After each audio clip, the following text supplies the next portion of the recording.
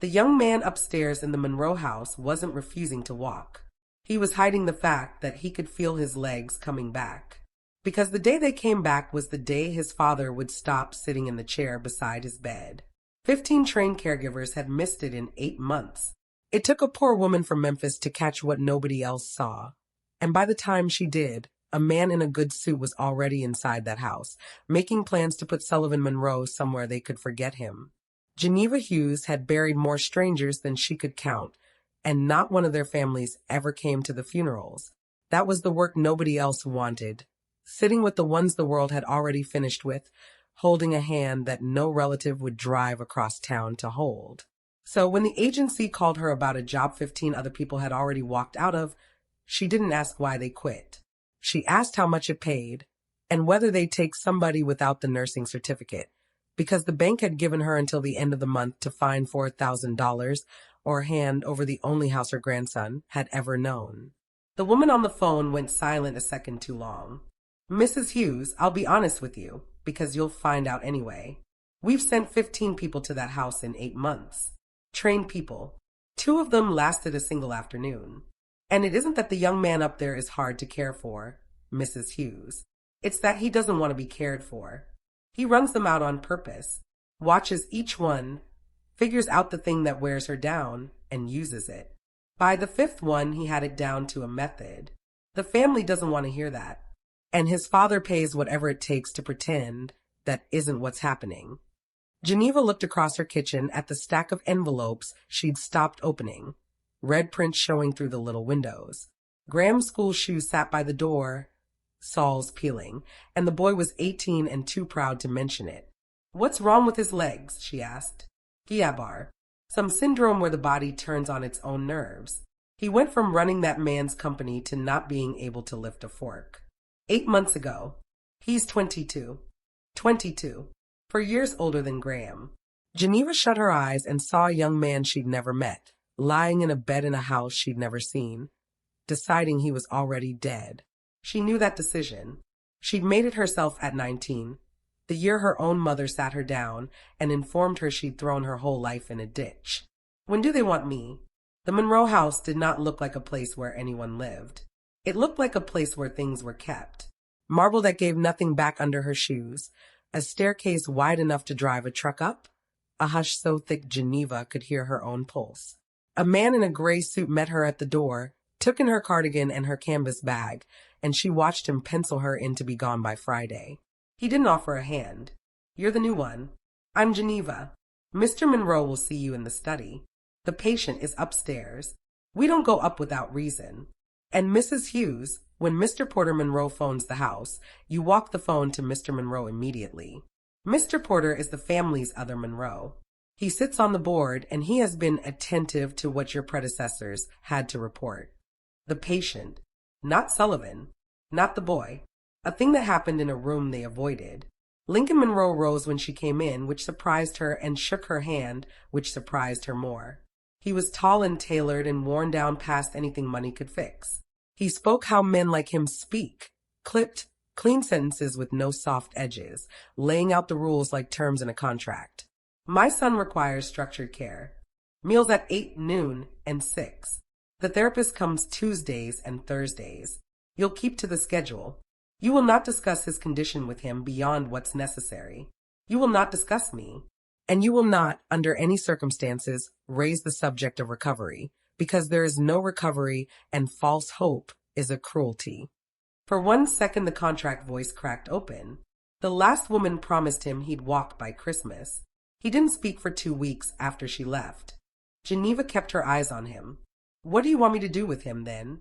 Lincoln looked at her as though the question had no answer anyone had ever asked him to find. Keep him comfortable. Keep him clean. Keep him alive. That's keeping a body, Mr. Monroe. You got a man up there or a body. The hush after that was the loudest thing in the house. Lincoln Monroe, who owned half the skyline outside his window, had nothing to put in the gap. He told her the study door would always be closed, and Geneva understood him to mean every door in that house had been closed for a long time. She found Sullivan Monroe in a room at the end of the hall with the curtains pulled against a perfectly good afternoon. He turned himself toward the wall. He didn't look over when the door opened. On her way through the room, she clocked the chair beside the bed. The cushion was perfect, untouched, the look of furniture in a house where nobody ever lowered themselves down to sit. 15 caregivers had walked into this room and stayed standing. I'm not eating. His voice came out sharp enough to draw blood. Whatever they sent you up here to make me do, save your back. The sharpness shocked her. She'd braced for something thin, something broken. This was a blade, cold and clear and aimed, and underneath it a young man who still had every weapon he was born with and had turned them all on himself. Geneva crossed to the window and hauled the curtains open so hard the rings shrieked on the rod. Light fell across the bed and he flinched like it scalded him. What are you doing? Letting some sun into a tomb. Lord, it smells like surrender in here. She moved through the room as though it belonged to her, gathering the untouched trays, the medicine cups, the small daily wreckage of a person who'd stopped trying. 15 people, they tell me downstairs. You ran 15 grown professionals clean out of this house. You must be exhausting to keep up with. That turned his head. For the first time, he really looked at her. A boy already braced to be left, already counting down to it. You'll be 16, he told her. We'll see about that. She set a fresh glass of water within his reach, which she'd already worked out the others made him beg for. I had a daughter who used to look at me exactly like that. Like she was daring me to walk out the door. You know what that look taught me? He didn't ask, but he didn't turn back to the wall either. The wall was usually his first weapon. He'd never lost it inside the first 10 minutes before. It only comes out of people scared half to death the door is about to open. She picked up her bag. I'll be back at 6. You don't have to eat a bite. But I'm bringing real food, not that hospital paste, and I cooked it with my own 2 hands, so if you throw it out, you're insulting my kitchen. And I take that personal. She had her hand on the door when his voice came again. Lower, the blade laid down for a second. They always say they'll stay. She turned. He'd already flinched ahead to the answer. Geneva shook her head. I'm not going to tell you I'll stay. You heard that 15 times, and it was a lie 15 times. I'm just going to come back at 6. And then tomorrow we'll see about tomorrow. She came back at 6. And she came back the next day. And the day after that, she stopped announcing it. What she didn't tell Sullivan or anyone in that marble house was what those first weeks cost her on the other end. She drove an hour each way. She came home past 9 to a grandson who'd already fed himself cereal for supper and pretended he wasn't waiting up. Graham at the kitchen counter with a textbook he couldn't afford the next semester of, looking up to ask how the rich boy was. She'd tell him a little. He'd nod and not say the thing they both heard underneath it, that his grandmother was pouring herself into a stranger's son because the well she'd dug for her own daughter had gone dry years ago. One night Graham put it to her plain. He shut the book and looked up at her. You couldn't fix Mom, so now you're trying to fix him. It landed hard because it was half true, and Geneva had learned long ago that the half-true things are the ones that cut. She lowered herself onto the stool beside him. Maybe, she allowed, but your mama's still alive, baby. And so is that boy. I gave up on too many people too early once. I'm not in the business of giving up early anymore. Not on her. Not on him. Not on you. She tapped the textbook. We'll find the money for next semester. I don't know how yet, but I have never once not found it, and I'm not going to start failing you now. Graham didn't answer her, but he opened the book back up, and he stayed where he was doing his work until she went to bed, and Geneva understood that for what it was. It took 11 days before Sullivan Monroe put food in his mouth in front of her without being fought into it. She refused to make it a victory. A body that proud would rather starve than be clapped for. So she talked the whole time about nothing. About Graham flunking his driving test twice. About the preacher who'd fallen asleep in his own sermon. About the shameful price of okra. And she let him lift the spoon himself, though it took 4 tries, and most of it landed in his lap. She didn't reach over. She didn't glance away to spare him. She kept right on about the okra, as if she hadn't seen a thing, and when he finally got one bite home, she carried on talking like it was the least remarkable event of the afternoon. Later that night, with the tray cleared away, he watched her moving about the room. Why do you talk so much? Because you don't talk at all, and one of us has to, or this room turns back into a tomb by morning. She stacked the dishes. What happened to your mama? The question landed like a slap. She'd meant it too. 11 days she'd watched him flinch whenever the gray suit man mentioned a phone call, whenever a car came up the long drive, and she'd put the pieces together. Somewhere back in this boy's history sat a woman who'd left. Sullivan's jaw tightened. She doesn't live here. I didn't ask where she lives. I asked what happened. He stared at the ceiling a long while, and Geneva let the silence stand, because this silence wasn't the surrender kind. This was a man weighing whether to hand over something he'd never handed to a living soul. She left when I was 14. His jaw worked. My father gave her a number she liked better than us. She lives in Scottsdale now. She sent a card when this happened. He tipped his chin at his own useless legs. Had a golf course on the front of it. She wrote, "Thinking of you. Stay strong." His mouth twisted around the words. Stay strong, like I'd pulled a muscle raking leaves. A laugh tore out of him, ugly and short.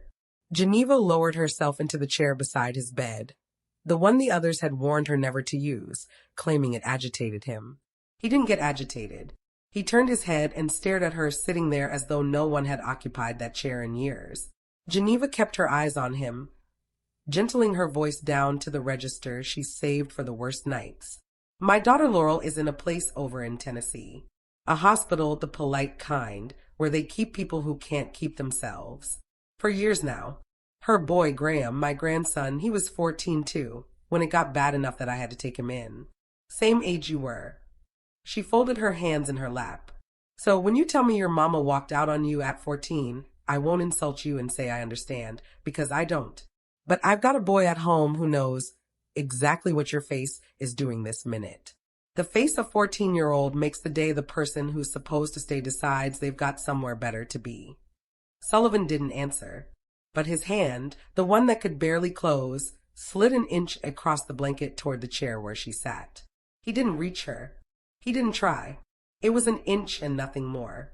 Geneva had spent 35 years reading the language of people who couldn't say things out loud, and she knew an inch when one was given to her. In the weeks that followed, things she wasn't supposed to catch began catching her eye. A toe twitched under the blanket while she straightened his pillow, his thumb sliding to scratch a hip itch when he thought she'd already left the room. Once, his whole foot jerked sideways when she dropped a spoon. Startled, alive, no longer playing dead. Geneva didn't speak a word about any of it. She'd learned across 35 years of this work that certain people only heal when they're certain nobody is watching. So she watched, and she let him hide what he was hiding. She caught something else in those weeks, too. Passing the foot of the stairs one evening, she heard the gray suit man on the phone. His voice dropped low the moment he saw her shadow on the marble. "No, Mr. Porter. She hasn't quit yet." He listened to whatever came back down the line, his eyes cutting toward Geneva. "I'll let you know the day she does." He hung up and gave her a thin look that told her she wasn't the only one keeping count of her days in that house, and that somebody downtown was waiting on a number to hit 0. Until the Thursday Reese pulled her out into the hall. Reese was the therapist, a brisk young woman, late 20s, the kind who didn't waste motion. She had something close to fright on her face when she got Geneva outside the door. "I need you to watch something, and then I need you to swear I'm not imagining it." Back in the room, Reese ran Sullivan through the same routine he'd been refusing for months, and this time he let her. She pressed a thumb hard into the arch of his foot. "Tell me the second you feel any pressure." Sullivan's eyes came open. "Now." She shifted the thumb. "Now. Lower." Reese looked up, and her eyes had gone wet. 3 weeks ago he couldn't feel either foot at all. "Mrs. Hughes, the nerves are reaching again. It's slow, and it's not guaranteed, and I would never put a promise on it. But his body is trying to come back." The floor seemed to tip under Geneva's feet. Not from the news, from the look that had taken over Sullivan's face. Because Sullivan had caught every word, and the boy was terrified. She sat in the chair that night and waited him out, patient as she'd learned to be with the dying, who had one last true thing to get out. At last it came, his eyes fixed on the ceiling, so he wouldn't have to aim them at her. "Don't tell my father." "Why on God's earth not?" "Because the minute he believes I'm coming back, I stop being his sick son and turn back into his project. The heir. The next Monroe. He'll have a tutor in this room by Monday and a man from the company in here by Tuesday, and the whole machine starts up again. The grooming, the expectations, prove you're worth the name, prove it again. His voice shook loose at the edges. This is the first stretch of my whole life he's sat in a room with me without wanting something from me. He comes to the door now. He never came to the door before. I got my father back the same day I lost my legs. You see it. If I stand up off this bed, I lose him all over again. And there it was, the thing 15 trained caregivers had never once found, because they'd followed the rules. Clinical distance, fixed schedule, no personal talk. Rules built to keep this exact truth buried at the bottom of the house. Geneva had broken every single one of them, and so she became the only person in 8 months who understood that Sullivan Monroe wasn't refusing to recover. He was hiding the recovery, to hold on to the one scrap of love he'd starved for since he was a boy. Geneva leaned in and took his hand, the whole hand, not the polite fingers, and held it. Baby, I'm going to tell you a thing. And I need you to hear it from a woman who has tried it the wrong way already. You cannot make somebody love you by shrinking yourself small. I did it. I folded myself down to nothing trying to make my own mama proud. And you want to know what it earned me? Not one thing. She died, disappointed in me with her last breath. The only medicine that ever worked was standing up anyhow. Pouring my love into people who could actually pour it back. She tightened her grip. Your daddy is broken. Same as you. But you cannot stay paralyzed to keep a broken man parked at your bedside. That isn't love, baby. That's two drowning people agreeing to hold each other under. He cried then, the first time since she'd known him. Big, ugly, freight train sobs, the kind that had been dammed up for 8 months behind a wall of cruelty, and Geneva held his hand through every one of them and never once told him to stay strong. Things got worse before they got better, as true things tend to. Lincoln's younger brother, Porter Monroe, had been circling the house for weeks, and Geneva had read him inside of one visit. Porter smiled with his entire face and nothing whatsoever behind it. He called Sullivan Sport and Champ and talked over him in the third person while standing in the man's own bedroom. He held a seat on the board of the family company, and Geneva, who'd spent a lifetime being underestimated by men in good suits, knew the smell of what he was after before he opened his mouth. She caught it through the study door she'd been told never to go near. Lincoln, I'm only saying this because I love that boy. But look at him. 8 months, 15 caregivers, and now what, a maid from Memphis? You cannot run this company and play night nurse to a vegetable. There are facilities, good ones, calm, dignified places. We get him properly assessed, we get the conservatorship squared away, and you can finally grieve your son instead of standing guard over a body. The board's already nervous. A Monroe who can't feed himself, sitting there named as heir? That's exposure we can't carry. Geneva's blood turned to ice water. Conservatorship. Assessed. Facility. She'd stood inside those exact words 4 years back, in a different hallway, about a different person, the morning a doctor she'd known for 9 minutes signed the paper that decided Laurel could no longer be trusted with her own life. She'd had no money in that hallway, no lawyer, no name on any building, and she had lost. The machine had swallowed her child whole, and Geneva had not been enough to stop it. She was not about to stand in a second hallway and lose a second time. Porter brought his doctor the following week, and he timed it on purpose. A rotten morning. Sullivan wrung out from a bad night. Sullen, answering in single syllables. The doctor watched a young man decline to perform for strangers for 20 minutes, then made his notes where Geneva could read them across the room. Unresponsive. Withdrawn. Poor prognosis for independent function. He never once put a question to Sullivan that wasn't a trap. Geneva held herself together until the doctor's car was down the drive. Then she went into the little washroom off the hall and shut the door and gripped the edge of the sink with both hands. Her reflection had her mother's tired face in it now. She let herself shake for the length of one long breath, the whole of it rising up at once. Laurel on a gurney, the 9-minute doctor, the paper she couldn't stop, the years of being a woman whose word weighed nothing against a man with a clipboard. She didn't let it have more than that one breath. She ran the cold tap, pressed her wet hands to the back of her neck, and looked at herself until the shaking went out of her shoulders. Then she opened the door and went to find Lincoln, dry-eyed and ready. She walked into the study without knocking. The gray suit man moved to block her. Lincoln waved him off, more from shock than permission. That doctor wrote your son off in 20 minutes. She didn't move from the doorway.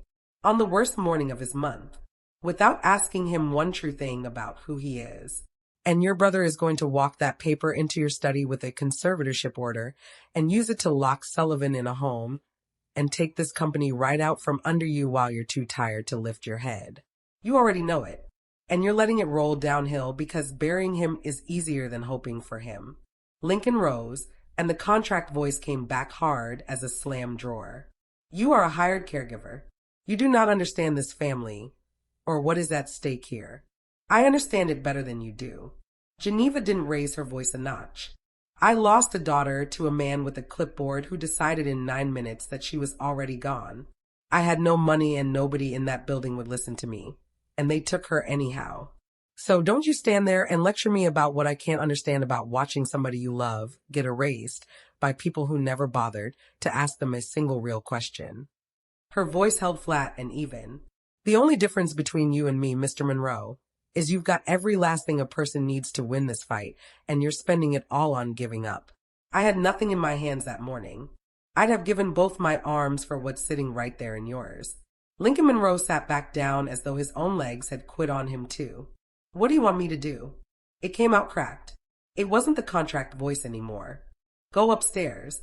Not to check the meal schedule. Not to ask the gray man how the day's been. Go sit in that chair beside his bed and talk to your son like he's a person who is coming back to you, because he is.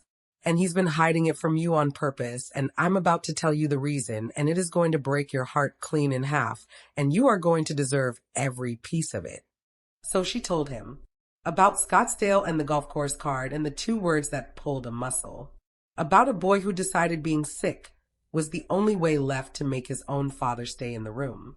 And Lincoln Monroe, a man with his name carved into 3 buildings downtown, put his face in his hands at his own desk and wept like the 14-year-old he had failed. What came after didn't arrive all at once. Geneva had learned not to trust the kind of healing that shows up on schedule, gift-wrapped. It came in pieces. It came the evening Lincoln canceled an actual meeting. Real men, real money on the table, and drove home at 5 and went straight up the wide staircase and lowered himself into the chair. His voice came out rough from never being used this way. Reese tells me you felt your foot. Sullivan braced for the project to fire up, for the tutors and the demands. Instead, his father pressed his thumb and forefinger to the bridge of his nose. I don't care if you never walk another step in your life. I came to the chair too late. I'm just here for the chair now. Nothing else. It came the morning Sullivan closed his whole hand around a spoon and lifted it, not for therapy, but to show Geneva, grinning at her like a 10-year-old. And this time she made a glorious fool's fuss over it on purpose, because some victories you let a man stand up and be proud of out loud. It came the afternoon Blair arrived. She came in on heels that announced her halfway across the marble, a woman built and maintained at considerable expense, trailing a cloud of department store perfume, and she swept up the staircase, crying, my baby, loud enough for every member of the staff to hear and witness it. Geneva stood in the corner of the room and watched a master class in the performance of motherhood. Tears that somehow never disturbed the makeup, a hand pressed flat to the heart, a long trembling speech about how she had dropped everything the very instant she heard. She tried to take Sullivan's hand. He jerked it back as though she'd burned him. Then he slid it across the blanket toward the empty chair beside the bed, toward the place Geneva had been sitting an hour before, and he let it rest there, where his mother could see it land. She'd heard 8 months ago. She'd answered with a card that had a golf course on the front. And she'd come now, Geneva understood, because Porter had picked up a phone. Because if a fight was brewing over a Monroe fortune, a mother's tears could swing a conservatorship vote, and Blair had always known the exact price of things. Sullivan looked at his mother performing grief in the doorway. Then he turned and looked at Geneva in the corner, Geneva, who had wiped him clean and held his hand through the worst of the sobbing and lowered herself into that chair every single night and not once called him my baby for an audience. And Geneva watched the last childish hope go out of him, the one he'd carried since 14. that maybe someday his mother would come back through a door and mean it. It went out of him, and the going of it hurt, and it was the most important thing that had happened to him in 8 years. You can go, Mom. Sullivan's voice held flat and even. You don't have to keep performing the part. Whatever Porter told you is waiting here for you. It isn't. I already told my father what I want done with my share, and your name is nowhere in it. There's no money in this for you. There never was going to be.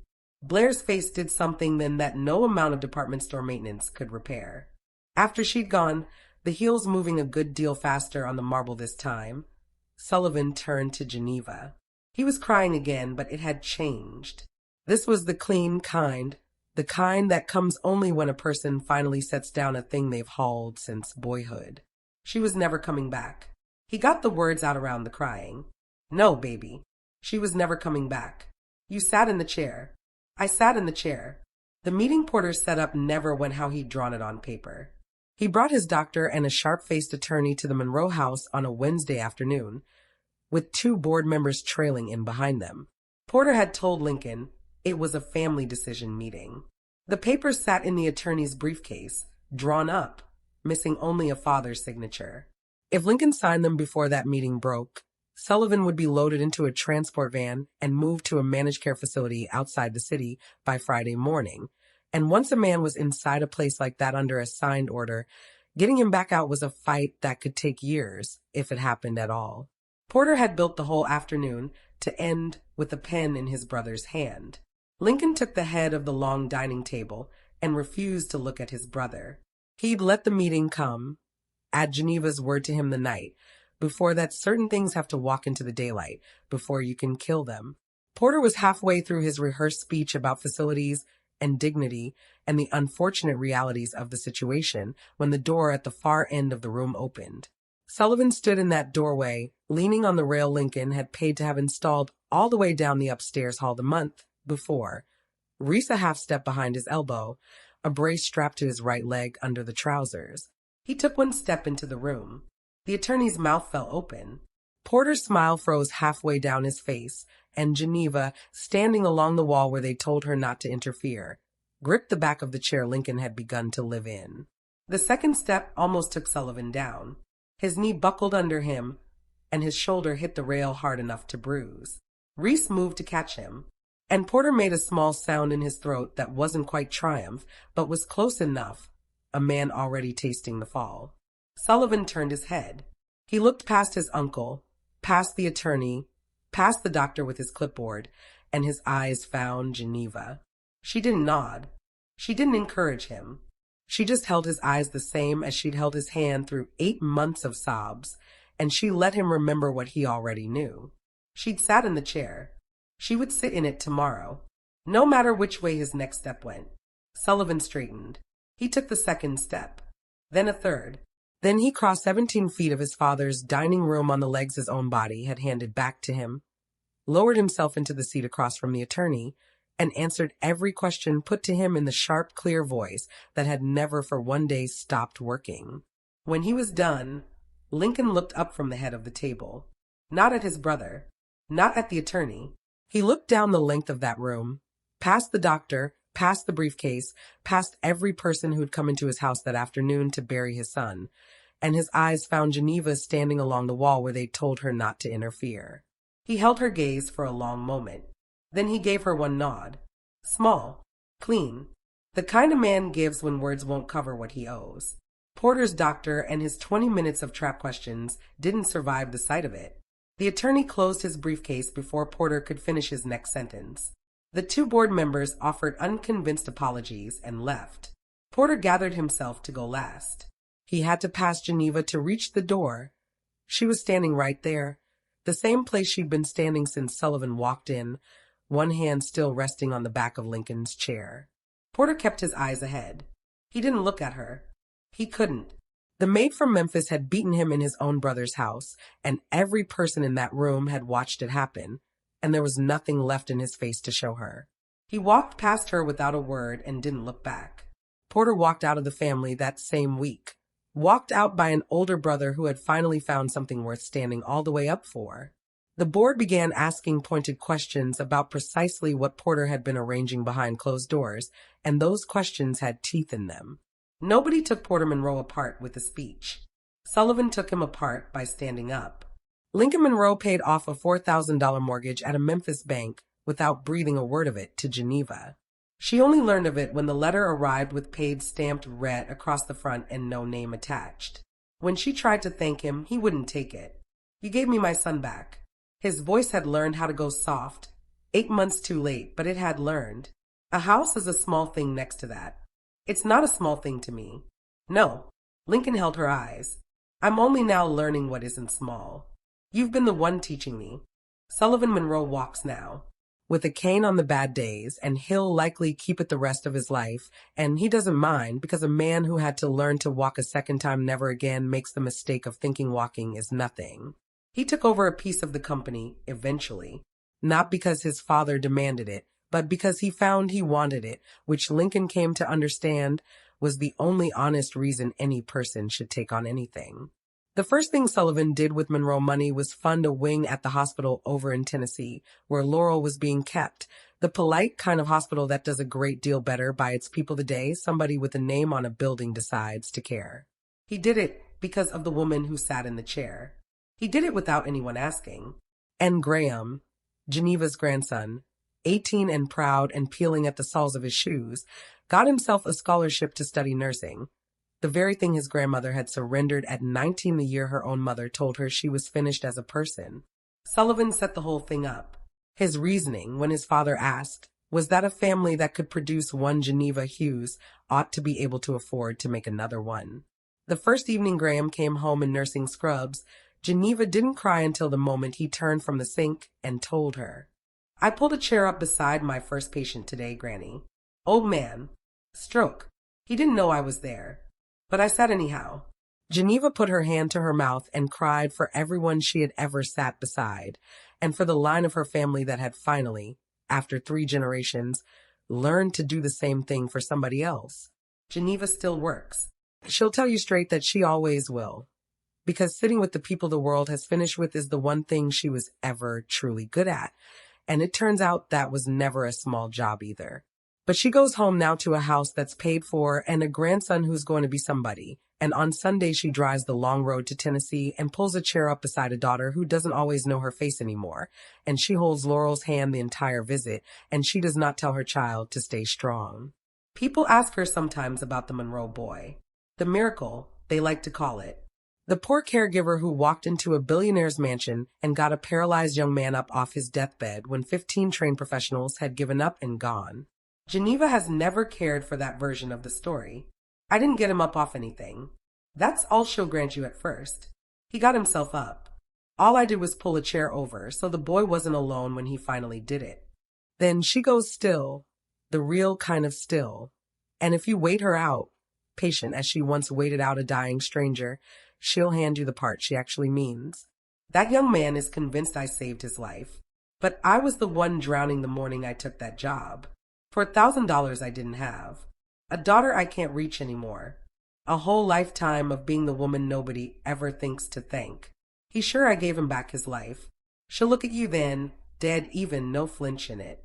He gave me back mine. So you go on and tell me, after every bit of it, who exactly saved who? She never answers her own question. She leaves it sitting there in the open, like a door propped wide on purpose, in case somebody who's been needing to walk through it for a long time finally can. 15 people walked out of that house before Geneva walked in. Nobody remembers their names. Not Sullivan, not Lincoln, not the man in the gray suit who counted their days. 15 trained professionals looked at a room with a boy in it and a chair beside the bed, and every one of them decided the chair was not their job. The 16 sat down. That is the whole story. Strip away the mansion and the money and the brother with the briefcase, and what's left is a chair that 15 people refused and one tired woman pulled close. Everything that happened after the standing, the walking, the wing in Tennessee, the boy in scrubs who learned to sit with strangers, all of it grew out of one woman deciding that a person nobody else would sit with was worth sitting with anyway. You have a chair like that. Everybody does. Somewhere in your life there's a person the world has quietly agreed to stop showing up for, too far gone, too difficult, too much. And there's a seat next to them that stays empty because sitting in it costs something and pays nothing back. Geneva would tell you the secret she learned at 100 bedsides if you asked her. It isn't that staying saves them. Half the time it doesn't. Laurel still doesn't always know her mother's face. Some chairs you sit in for years and the person never comes back. You sit anyway, because the sitting was never about whether they'd stand up. It was about whether they'd be alone when they tried. So, before you click away, think of the chair you've been walking past. The call you keep meaning to make. The person everyone agreed to give up on. Tell me in the comments, who's sitting in your empty chair right now, and what's stopping you from pulling it close? I read every one of them. And if this story moved you, stay close. The next one's already waiting. Because somewhere out there tonight, in a room nobody wants to enter, there's a chair beside a bed. It's empty. Be the 16th.